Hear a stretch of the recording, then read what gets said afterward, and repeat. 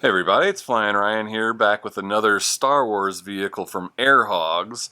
This is Darth Vader's TIE Advanced X-1 Starfighter. Basically the advanced Starfighter, or TIE Fighter.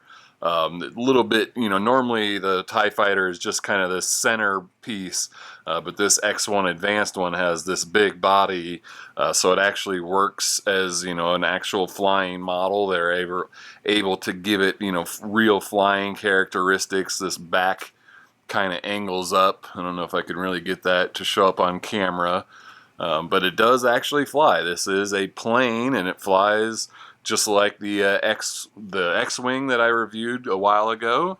This is, just a standard RC plane.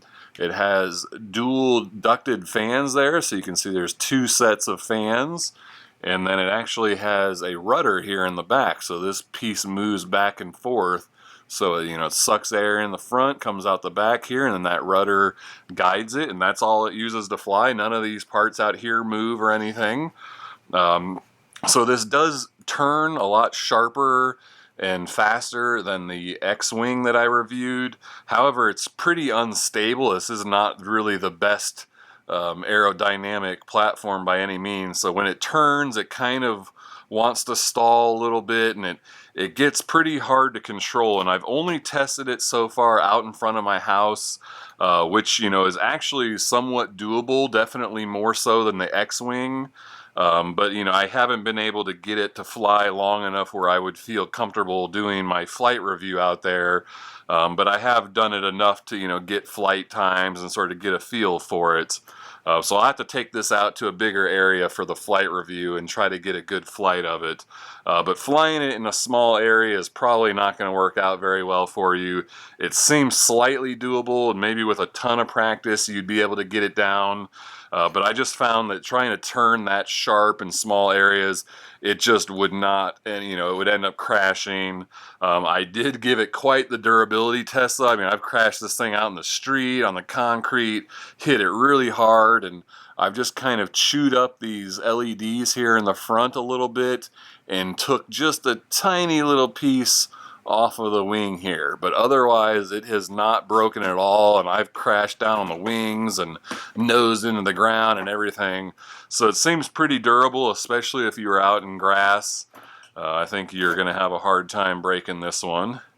And then all it comes with is the transmitter here. So we've got a charging cable built into the transmitter, so you can charge off the transmitter, or it has the USB pass-through. It does not come with the USB cable, but if you had one, you could go ahead and plug that in, and then plug it into the power source, and then you connect the plane via the internal charger, but instead of using the batteries, it passes through and uses the USB power source. So that's kind of cool. We've got our throttle, and it's spring loaded, and then just left and right turning, and it's just bang bang turning, so there's not really even much stick movement. It just barely moves. So again, like the X-Wing, you kind of want to tap it and just sort of get it leaning and let that naturally do the turn for you. Instead of like holding hard left, you're going to end up turning too much. You just kind of want to tap it and get it leaning, and then let it naturally do the aerodynamics that it would want to do in that lean, and then kind of level itself back out. It has a 300 milliamp hour internal LiPo, so it's just buried in the body there somewhere. You can't access it to swap it out or anything like that. We've got that's where the charger plugs in, and then our on-off switch here on the front. It takes about an hour and 15 minutes to charge, and you get about 7-minute flight times. Again, like I said, I haven't had like one solid long flight to test it with, but trying to time it from crash to crash, I think I'll get about 7 minutes of flight time, and that's usually pretty average for Air Hogs vehicles. They tend to go for that 7-minute mark. Let's see, anything else to say about this one? Nope, that looks like that covers all the details. So again, like I said, I'm going to have to go find a bigger open area to fly this one in. So I'll see what I come up with, and we'll check that out right now. Alright, this is the flight review of the Air Hogs Darth Vader's Advanced TIE Fighter from Star Wars. And I'll go ahead and see if I can get a flight out of it in this Little parking lot here. Go ahead and give her a toss. Whoa, too much throttle right off the bat. I've got the wind in my back, but this is a better position to fly from. Be a little tricky to get it going maybe, but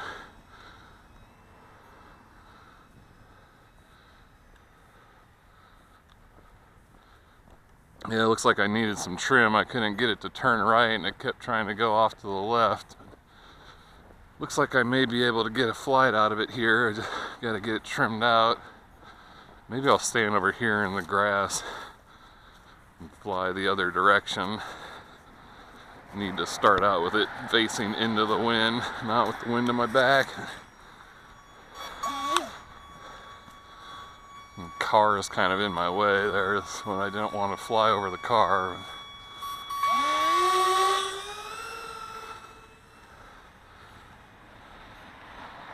Yeah, still looks like I'm having some trim issues. I feel like once I get it trimmed out here, I should be able to get a successful flight out of it. Just need to give it a couple tosses to get it trimmed out.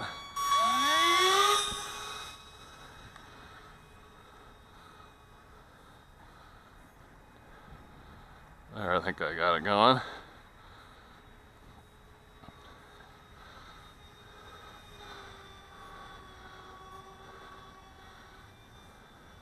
And this uses an actual rudder and an EDF motor, so turning is kind of a little interesting. It doesn't use differential thrust like they usually do with the two motors. Yeah, it looks like once I got it trimmed out though, it's flying pretty good. Takes a little while to get this one turning, so you do kind of have to hold a turn for a second to get it leaning and then let off your turn and let aerodynamics do the rest. But yeah, I'm getting a pretty good flight out of it now that I got it trimmed out and got a feel for it. Whoa! Gave a little too much throttle and ended up nosing in. Yeah, I stalled it out by giving too much throttle and couldn't recover from it, but that was a pretty good flight there. This looks like a pretty good size area for it too. It's worked pretty well here. Gonna wait for people to clear out of the way here.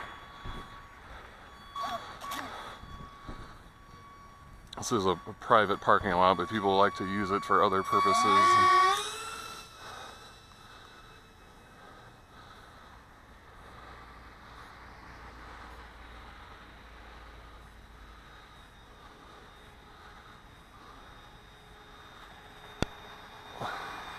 Yeah, not bad actually. This is flying pretty nice.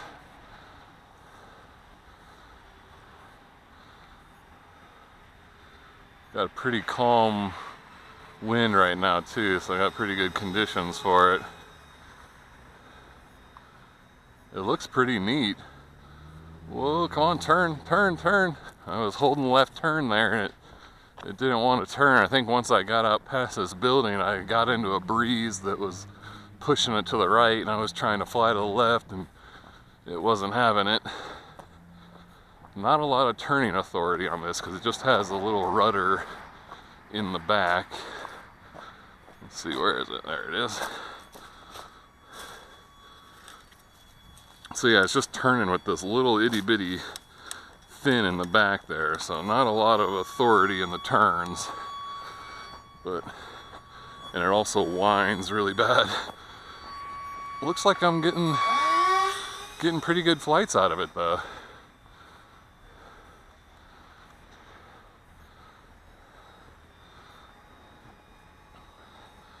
Definitely got to be precise on your throttle or you end up stalling it out. Got to be, whoa, come on, turn, turn, turn. Yeah, not bad.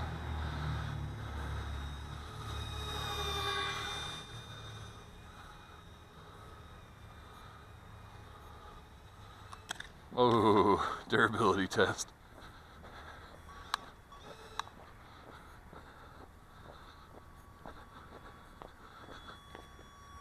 This thing can take a beating though. I've crashed it into concrete quite a few times and no real damage done. Let's go ahead and give it one more pass.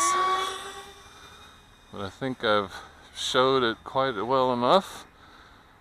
One more little circuit. Come on. There we go. Oh, the wind just kicked up on me.